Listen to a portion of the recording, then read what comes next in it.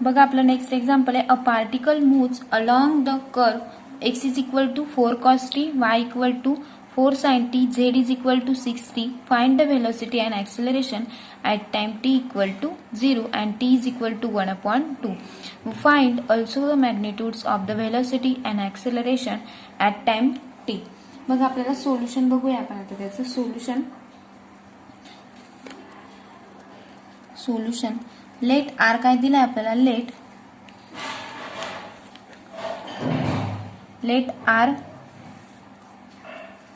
R be the position, let r be the position vector of the particle at time t. Next, then r bar is equal to काय दिलं आपल्याला, xi. r bar is equal to काय असतो, xi plus yj plus zk is equal to, बघा आपल्याला काय दिलंय मग x ची value 4 cos t into i plus 4 sin t into j plus 6 z ची व्हॅल्यू 60 इंटू k. ही आपल्याला क्वेश्चन मध्ये व्हॅल्यू दिलेली बघा. इफ v काय मग, if v is the velocity of a particle at time t,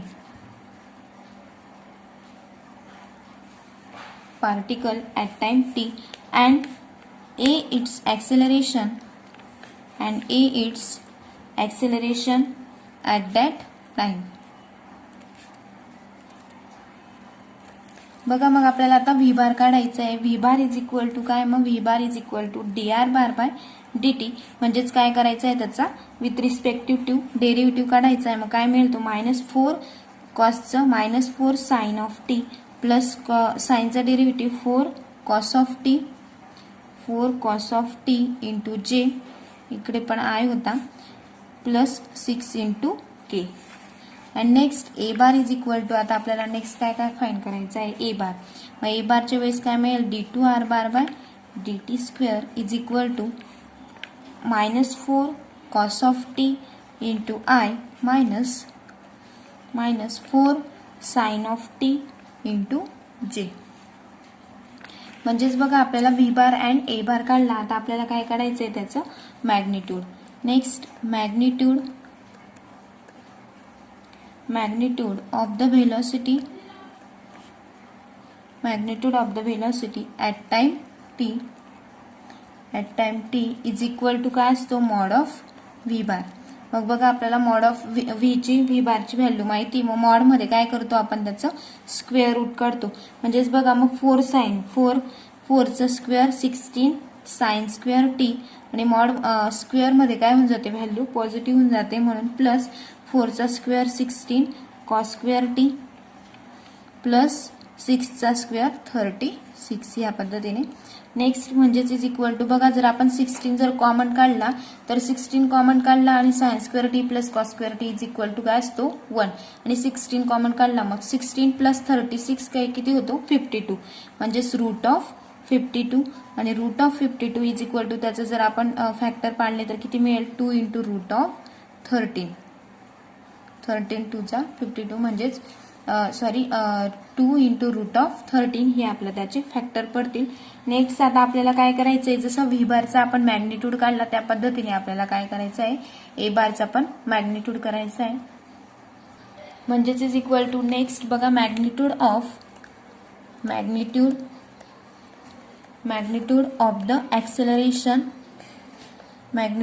acceleration is equal to mod of a is equal to root of, same त्याचं पण काय करावं लागेल आपल्याला, square 16 cos square t plus 16 sine square t is equal to किती मिळेल. मग आता 16 जर कॉमन काढला, cos square t plus sine square t is equal to 1, म्हणजेच काय मिळेल मग याचं 4 इज इक्वल टू किती मिळेल 4. At t is equal to काय मिळालं आपल्याला, t equal to 0, v bar is equal to 4j plus 6k and a bar is equal to काय मिळाला मग a bar is equal to -4 into i. At t equal to 0 असताना हे मिळालं आणि t is equal to 1/2. T is equal to 1/2 काय मिळाला मग t is equal to 1/2. V bar is equal to -4i plus 6k and a bar is equal to काय मिळालं मग -4j. या पद्धतीने.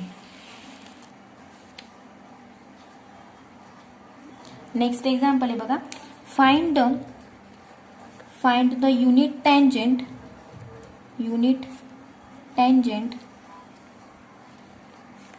Vector to any point on the curve x is equal to a cos of t and y is equal to दिलं आहे a sin of t and z is equal to दिलं आहे b into t. मग काय आपल्याला त्याचं solution काढायचं आहे. काय काढायला लावलं आहे find the unit tangent vector. मग सोल्युशन बघूया आपण त्याचं. इफ आर काय असतो if r is the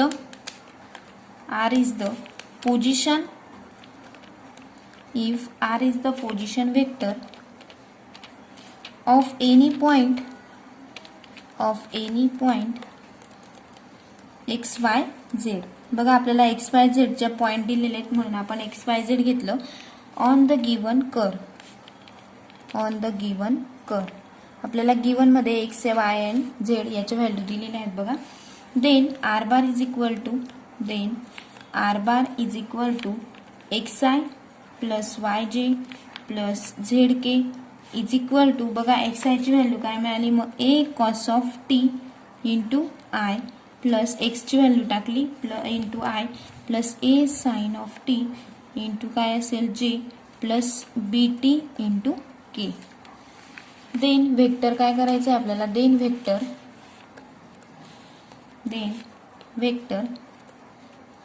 dr bar divided by dt is also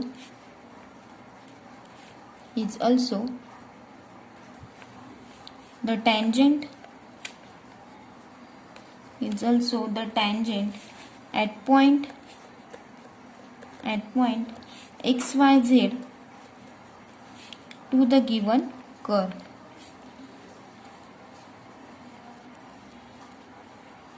We have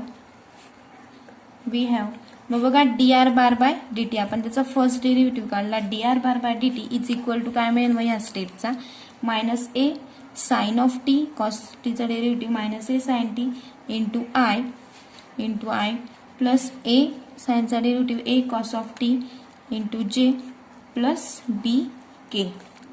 म्हणजेच देअरफोर बघा आपल्याला त्याचं काय करायचं आहे mod. Therefore mod of dr bar by dt is equal to काय मिळेल मग root of a square sine square t plus a square cos square t plus b square. त्याचा काय होतो मॉड्युलस काढताना स्क्वेअर होतो. म्हणजेच इज इक्वल टू बघा sine square t plus cos square t is equal to काय असतो 1. मग काय शिल्लक राहिलं फक्त रूट ऑफ ए स्क्वेअर आणि काय शिल्लक राहिला b square. A square plus दोघं साईडला ए स्क्वेअर आहे म्हणजे तो common a square plus b square फक्त रूट मध्ये शिल्लक राहिला root of a square plus b square. Next आपल्याला काय करायला लावलंय मग hence the unit tangent vector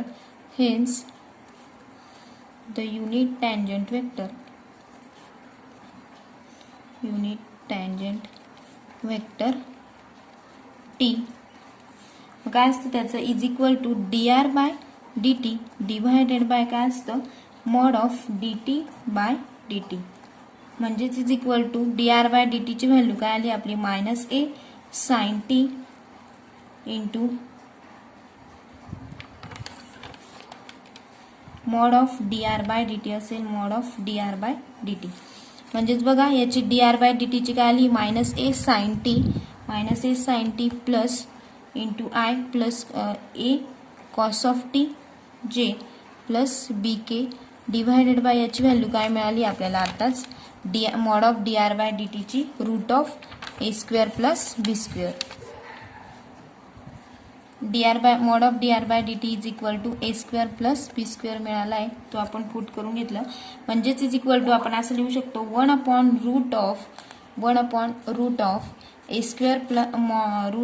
square plus b square into minus a sine t into i plus a cos of t into j plus b k. ही कशाचे काय मिळालं मग आपल्याला टँजेंट युनिट वेक्टर. आणि हेच आपल्याला प्रूफ करायचं होतं. डी आर बाय डी टीची व्हॅल्यू पुट केली, mod of d r by d t हे दोघं पुट केलं. मग आपण काय म्हणू शकतो, हे आपल्याला डिव्हाइडला इकडे येताना मल्टिप्लाइड झालं 1 upon root of a square plus b square into minus a into sine t plus a cos t into j plus b k. हे आपलं काय आलं unit tangent vector at t. बघा आपलं नेक्स्ट एक्झाम्पल आहे for the curve x is equal to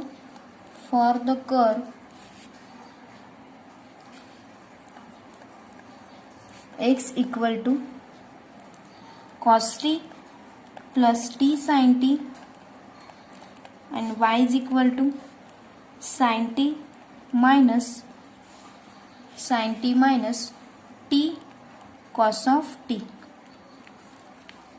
find करायचं आपल्याला. Find the tangential and normal components of acceleration at any time t. Solution बघूया आपण त्याचं आता.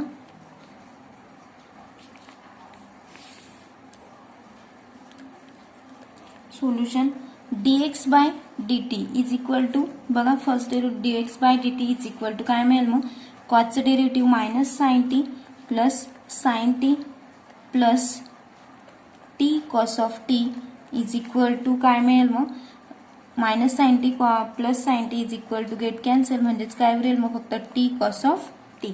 नेक्स्ट आता d2x by dt square is equal to काय मिळेल मग cos of t minus t sine of t. Next आता आपल्याला फाइंड करावं लागेल dy by dt is equal to काय मिळेल मग आपल्याला cos of t minus cos of t plus t sine of t म्हणजेच इज इक्वल टू इथं पण तसंच minus plus cos t and minus cos t get cancel म्हणजेच काय शिल्लक राहील आपल्याला t sine of t.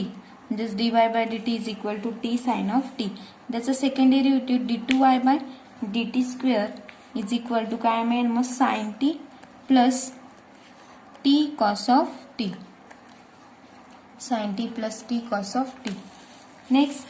Next r bar is equal to काय असतो. आता आपल्याला फक्त दोनच व्हॅल्यू दिलेल्या आहेत बघा. R bar is equal to x i y i आणि झेड आय असं घ्यायचो आपण. इथं फक्त आपल्याला आय आणि जे दोनच व्हॅल्यू दिलेल्या आहेत म्हणजे r bar is equal to काय घेऊ मग आपण एक्स आय प्लस वाय जे घेऊया फक्त. नेक्स्ट मग t bar is equal to काय असतो टँजेन्शियल अँड नॉर्मल कंपोनंट साठी आपण टी बार यूज करतोय बघा. T bar is equal to i bar into dx by dt हा त्याचा फॉर्म्युला आहे plus j bar into dy by dt म्हणजेच इज इक्वल टू त्याचं व्हॅल्यू टाकून द्यायची. I into dx by dt ची काय आली आपली t cos of t plus j into dy by dt ची काय आली आहे टी साइन ऑफ टी. हे व्हॅल्यू आपण पुट करून दिल्या म्हणजेच is equal to next a bar is equal to. आता ए बार म्हणजे काय आपल्याला टँजेन्शियल नॉर्मल कंपोनंट पण काढायचं होतं आणि नेक्स्ट काय काढायचं होतं आपल्याला acceleration at point t, acceleration at any time t. म्हणजेच a bar is equal to same formula i bar फक्त तिथं काय असतो स्क्वेअर करावा लागेल म्हणजे आपण स्क्वेअर पण त्याच्यासाठीच काढून ठेवलेले आहेत.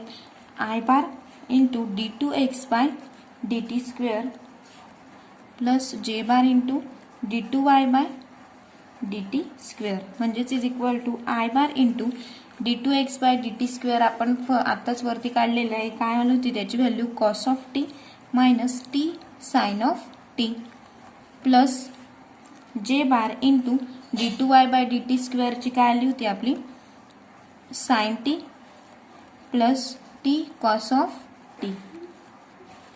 मग बघा ह्या व्हॅल्यू आपण पुट करून दिल्या. नेक्स्ट आपल्याला let a bar is equal to काय फॉर्म्युला असतो मग AT into t bar plus AN into n bar. Normal component tangential normal कंपोनंटचं म्हणजेच इज इक्वल टू बघा a bar dot t bar is equal to काय मिळेल आपल्याला AT. म्हणजेच बघा tangential component t bar is equal to हा formula आपण आधी पण बघितलाय का असतो t bar into t bar i bar of t cos of t plus t cos of t plus j bar into t sine of t divided by त्यांचा काय असतो स्क्वेअर म्हणजेच root of t square cos square t plus t square sine square t. म्हणजेच is equal to काय मिळेल मग आपल्याला i bar into cos of t plus j bar into sine of t. कारण काय होऊन गेला हा स्क्वेअर आणि रूट गेट कॅन्सल म्हणजेच फक्त आपल्याला एवढी स्टेप उरेल त्याच्यात. म्हणजेच बघा a bar dot t bar is equal to i bar into cos of t minus t sine of t plus j bar into बघा त्याचं ए बार म्हणजे काय ऍक्सेलरेशनचं आपण करतोय त्याच्यामध्ये काय केलं होतं आपण स्क्वेअर म्हणजेच plus j bar into sine t plus t cos of t bracket complete.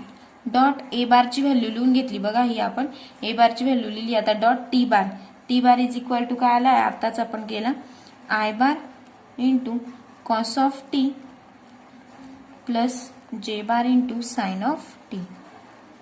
आताच आपण वरती काढलाय बघा हा. म्हणजेच इज इक्वल टू यांचं जर दोघांचं मल्टिप्लिकेशन केलं तर आपल्याला काय मिळेल मग कॉस स्क्वेअर कॉस हे दोघांचं म्हणजे cos into cos square t minus t sine of t into sine square t sine t into cos of t.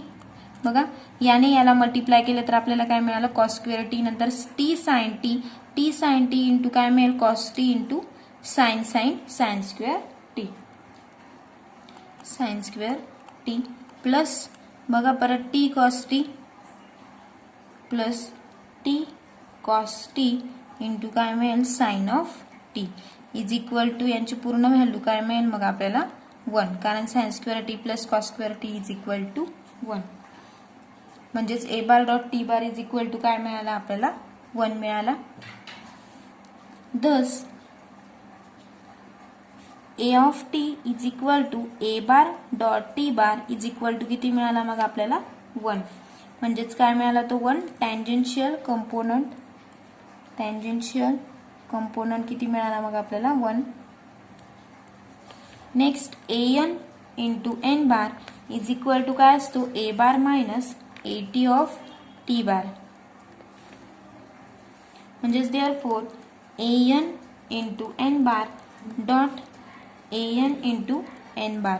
म्हणजेच बघा AN इंटू एन बारची व्हॅल्यू ही आहे म्हणजेच त्यांचं दोघांचं काय करावं लागेल आपल्याला मल्टिप्लिकेशन म्हणजेच is equal to a bar minus AT of t bar dot same तेच a bar minus AT of t bar. म्हणजेच काय मिळेल मग आपल्याला ते a square n is equal to a bar minus AT of t bar dot a bar minus AT of t bar. म्हणजेच next a bar minus AT of t bar is equal to i bar into बघा याची value आपण put करून घेऊया I bar into ए बारची value काय मग cos of t minus t sine of t plus j bar into sine t plus t cos of t minus i bar into cos t minus j bar into काय असते sign of T. ए बारची value ही एवढी होती minus AT into T बारची ही value आलेली होती ती आपण पुट करून दिली. म्हणजेच इज इक्वल टू किती काय येईल मग minus t sine t into i bar plus t cos of t into j bar. म्हणजेच therefore a square n is equal to काय मिळालं मग आपण त्यांचा स्क्वेअर केला तर a square n is equal to minus t sine t into i bar plus t cos of t into j bar dot बघा यांचं डॉट प्रॉडक्ट म्हणजेच हे ए स्क्वेअर एन म्हणजेच ही स्टेप आपल्याला काय करावं लागेल रिपीट करावं लागेल बघा म्हणजेच minus t sine t into i bar plus t cos of t into j bar and bracket complete म्हणजेच इज इक्वल टू काय त्यांचं दोघांचं डॉट म्हणजेच त्यांचं जर मल्टिप्लिकेशन केलं तर काय मिळेल t into t t square sine square t plus t cos square t is equal to काय मिळेल मग sine square t plus cos square t is equal to 1 आणि टी इंटू टी म्हणजेच किती होऊन जाईल तो फक्त आपल्याकडे काय शिल्लक राहील टी स्क्वेअर म्हणजेच a square n is equal to काय मिळालं आपल्याला टी स्क्वेअर म्हणजेच ए एन ऑफ टी फक्त स्क्वेअरचं काय मिळालं आपल्याला टी स्क्वेअर मिळालं तर फक्त ए एन पाहिजे असेल तर काय मिळेल फक्त a n is equal to t आणि ए एन म्हणजेच काय मग आपला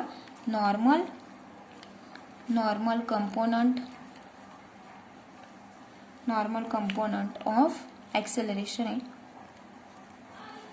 आणि हेच आपल्याला प्रूफ करायचं होतं बघा हे आपलं सेकंड युनिट इथंच संपतोय आपण नेक्स्ट लेक्चरला unit 3 the vector operator and del हे बघूया